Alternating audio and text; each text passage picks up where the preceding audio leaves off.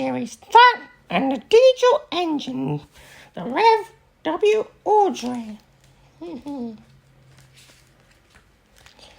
Dear friends, we have had two visitors to our railway. One of the city of Truro is a very famous engine. We were sorry when we had to say goodbye to him. Goodbye. The other visitors was different. I do not believe, writes the Fat Controller. That ordered is untroublesome, but this upset our engine and made Duck very unhappy. Domeless engines. A special train arrived one day and the Fat Controller welcomed the passengers. They looked at everything in the yard and photographed the engines. Duck's driver let some of them ride in his cab. They're the Railway Society, his driver explained. They'd come to see us, their engine, City of Truro. He was the first to go 100 miles an hour. Let's get finished, then we can go and talk to him. Oh, said Duck Arwed. He's too famous to notice me. Rubbish, smiled his driver. Come on. Duck found City of Toronto at the coaling stage. May I talk to you? He asked shyly. Of course, smiled the famous engine. I see you one of us. I tried to teach them our way, said Duck mostly, all ship-shaped and Swinston fashion. That's right, please could you tell me how you beat the Southwestern? So City of Truro told Duck all about his famous run from Plymouth to Bristol more than 50 years ago. They were two soon firm friends and talked Great Western till late at night. City of Truro left early next morning. Good riddance, grumbled Gordon. Tearing all night, keeping the potted engines awake. Who is he anyway? He's City of Truro. He's famous as me. Nonsense, he's famous engine in you. He went 100 miles an hour before you were drawn or thought of. So he says, but he didn't like his look. He's got no dome, said Gordon darkly. Never trust domeless engines, they're not respectable. I never boast, Gordon continues most modestly, but 100 miles an hour would be easy for me. Goodbye. Presently, Duck took some trucks to Edward Station. He was cross, and it was lucky for those trucks that they tried no tricks. Hello, called Edward, the famous City of Truro. Come through this morning. He whistled. To me, wasn't he kind? He's the finest engine in the world, said Duck. And he told Edward about City of Truro and what Gordon had said. Don't take any notice, soothed Edward. He's just jealous. He thinks no engine should be famous but him. Look, he's coming now. Gordon Boiler seemed to have swollen laughter than ever. He was running very fast and swayed up and down from side to side as the wheel pounded the trail rails. He did it. I'll do it. He did it. I'll do it. He panted. His train rocketed past and was gone. Edward chuckled and winked at Duck. Gordon tried to do a City of Truro, he said.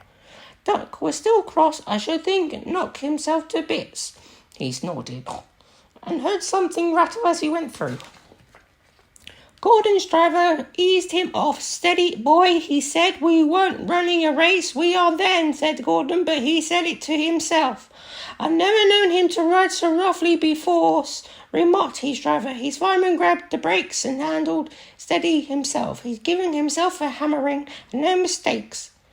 Soon Gordon began to feel a little queer. The top of the boiler seemed funny. He thought if something was loose, I better go slower. But then it was too late. They met the wind on the fire duct. It wasn't used as a gentle wind, nor was it a hard, steady wind. It was a teasing wind which blew suddenly in hard pause, caught you unawares. Gordon thought it was wanted to push him off the bridge.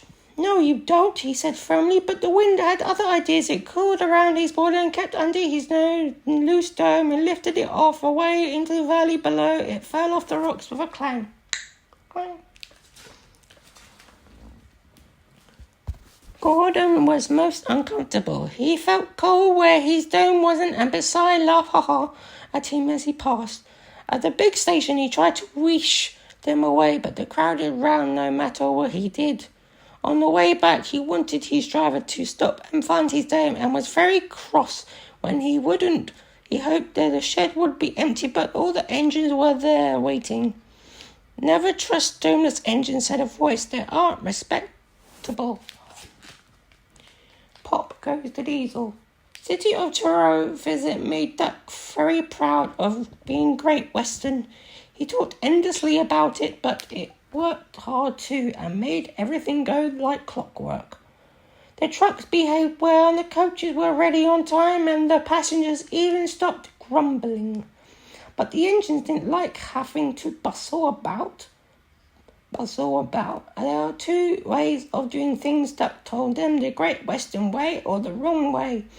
I'm Great Western and we know it, they groaned. And they were glad when the visitor came. The visitor crawled smoothly towards them. The fat controller climbed down. Here is Diesel, he said. I have agreed to give him a trial. He needs to learn. Please teach him, Duck. Good morning, purred Diesel in an oily way voice. Pleased to meet you, Duck. Is that James and Henry and Gordon too? I'm delighted to meet such famous engines, he purred towards them. The silly engines were flattered. He's very good manners, they mumbled. We are pleased to have him in our yard. Duck had his doubts. Come on, he said shortly. Ah, yes, said Diesel, the yard, of course. Excuse me, engine. And he purred after Duck, talking hard. You're worthy, fat Sir Top Hat. To you, ordered Duck. Diesel looked hurt. You worthy Top Hat. Ham hat, thinks. I need to learn. He is mistaken. We Diesel don't need to learn. We know everything. We come to a yard and I proved it. We are revolutionary. Oh, said Duck. If you're revolutionary, perhaps you would collect my trucks. And while I fetch Gordon coaches, ha. Diesel, delighted to show off, purred away with much banging, clashing. He collected a row of trucks. Duck left Gordon's coaches in the station and came back. Diesel was now trying to take some trucks from a siding nearby. They were old and empty and clearly sliding nearby. They were old and empty. Clearly they had not been touched for a long time. Their brakes were not come off properly. Diesel found them hard to move, push backwards and forwards. Oh, hey, ooh, ah, the trucks groaned. We won't.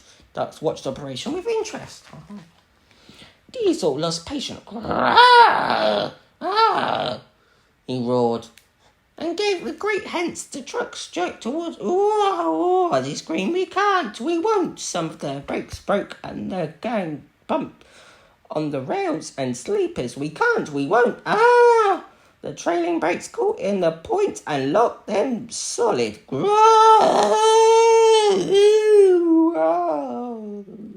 Roared Diesel. A rusty combling broke and shot towards suddenly by himself. Ho, ho, ho, chuckled Duck. Diesel recovered and tried to push the trucks back, but they wouldn't move and he had to give up. Duck ran to where the other trucks all stood in line. Thank you for arranging these, Diesel, he said. I must go now. Don't you want this lot? No, thank you, Diesel gulped. And I have taken all this trouble. Almost shrinked. Why didn't you tell me? You never asked me. Besides, said Duck innocently, you were having such a fun being whatever it was you said. Goodbye. Diesel had to help the workmen clear the mess. He hated it. All the trucks and coaches were laughing. Presently heard them singing. Their song grew louder and louder, and soon it echoed through the yard. Trucks are waiting in the yard, tackling them with ease. show the world what I can do. Gaily bows Diesel, in and out, it creeps out like a big black weasel. When he pulls the wrong trucks out, pop goes the diesel. Rah, he growled and stumbling away he stuck in the shed. Dirty work. When Duck returned and heard the truck singing, he was horrified. Shut up, he ordered and bumped them hard. I'm sorry one trucks were rude to you, Diesel, he said. Diesel, you were still furious. It's all your fault. You made him laugh at me, he complained. Nonsense, he said Henry. Duck would never do that. We engines have different, but we talk about them to trucks. That would be disgraceful, said Gordon. Disgusting, put in Jane. Despicable, finished Henry. Diesel hated Duck. Him to sent away, so he made the plan. Next day he spoke to the trucks. I see you little like jokes, he said in his oily voice. You made a good joke about me yesterday. I laughed. Duck told me about Gordon. I whispered it. Don't tell Gordon I told you. And he sniggled away. For the trucks, Gordon will be cross with Duck when he knows. Let's him and pay Ducks are bumping to us. Diesel went all the sidlings and each told different stories, he said. Duck had told them to hide. This was untrue, but the trucks didn't know. They laughed rudely at the engines as they went by, and soon Gordon, Henry and James found out why. Disgraceful, said James. Disgusting, said Gordon. Despicable, said Henry.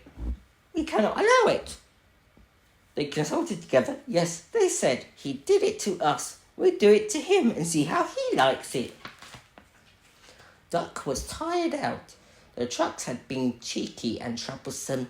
He had hard work to make them behave. He wanted them in the shed. Whoosh, keep out!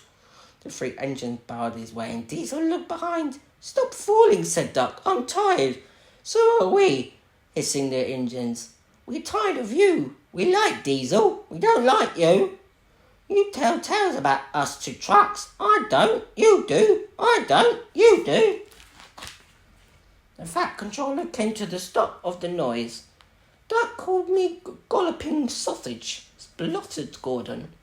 Rusty red scraperon, hissed James. I'm old square wheels, fumed Henry. Well, Duck. Duck considered. Only wish, sir, he said gravely, that I thought of those names myself if I don't fit. The Fat Controller coughed. He made trucks laugh at us, accused the engines. The Fat Controller recovered. You duck. Can certainly not duck, sir. No steam engine would be as mean as that. Now, Diesel, you heard what Duck said. I can't understand it, sir. To think that Duck of all engine, I'm truly grieved, sir, but no, nothing. I see Diesel squirm and hope he didn't. I'm sorry, Duck, the Fat Controller went on. But you must go to Edward's station for a while. I know he will be glad to see you.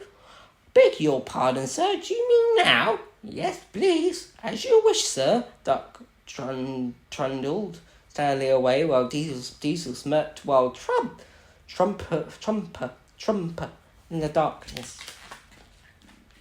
A close shave. So Duck came to Edward's station. It's not fair, he complained. Diesel had made the Fat Controller and all the engines think I'm horrid. Edward smiled. I know you aren't, he said.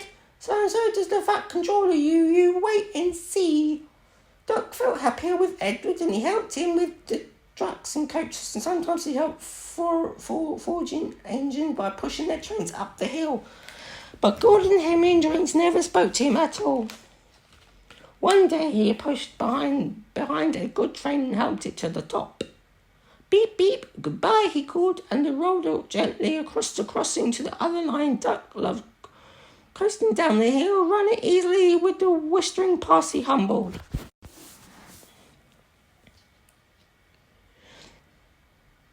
A little tune, peep, peep, peep.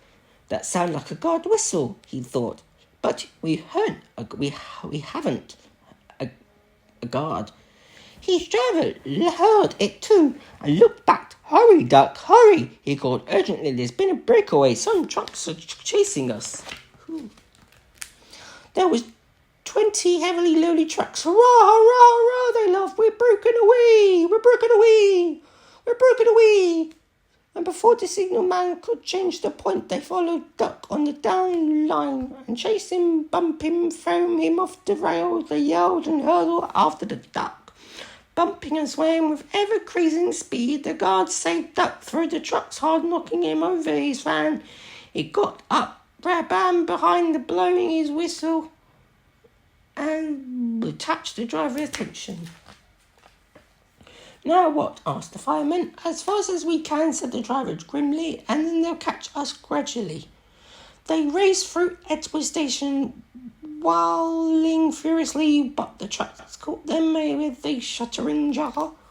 The fireman climbed left, and the van brakes came on with a scream, braking carefully. The driver was gaining control. Another clear mile will do it, he said. They swept round the bend. Oh, glory, look at that. The passenger train was just pulling out on their line from the station ahead. The driver leapt to his reverser, hard over full steam whistle. It's up to you now, Duck, he said. Duck put every ounce of weight and steam against the trucks. They felt his strength. On, they yelled, but Duck was holding them now. I must stop them, I must. The station came nearer and nearer. The last coach cleared the platform. It's too late, Duck groaned and shut his eyes. He felt a sudden swerve and slid shuddering, groaning along the sliding. A barber had set up a shop in a wooden shed in the yard. He was shaving a customer. There was sliding, groaning, crash, and part of the wall caved in. The customer jumped nervously, but the barber held him down. It's only an engine, he said calmly, and went on lathering. Beg pardon, sir, gasped Duck. Excuse my intrusion. No, I won't, said the barber crossly. You frightened my customers and spoiled my new paint. I'll teach you. And he lathered Duck's face all over. Poor Duck. They were pulling the trucks away when the Fat Controller arrived. The barber was telling the workmen what he thought. I do not like engines popping through my walls. He fumed. They disturb my customers. I appreciate your feelings, said the Fat Controller, and we'll gladly repair the damage, but you must know that this engine and his crew have prevented a serious accident. You and many others might have been badly hurt. The Fat Controller paused impressively. It was very close shave, he said. Oh, said the barber. Oh, excuse me. He ran into his shop, fetched a bottle of water and washed Duck's face. I'm sorry, Duck, he said. I didn't know you were being a brave engine. That's all right, sir, said Duck. I didn't know that either. You were very brave indeed, said the Fat Controller kindly. I'm proud of you. I shall tell City of Churro about you next time he comes. Oh, sir, Duck felt happy that he had been for weeks. And now, said the Fat Controller, when you are mended, you are coming home. Home, sir? You mean the yard? Of course. But, sir, they don't like me. They don't like Diesel. No, not now, the Fat Controller smiled. Never believed Diesel after you went. He told lies about Henry. I sent him packing engines. The engines are sorry and want you back. So when a few days later he came home shining with a new paint, there was a really rousing worker for the Duck and the great engine.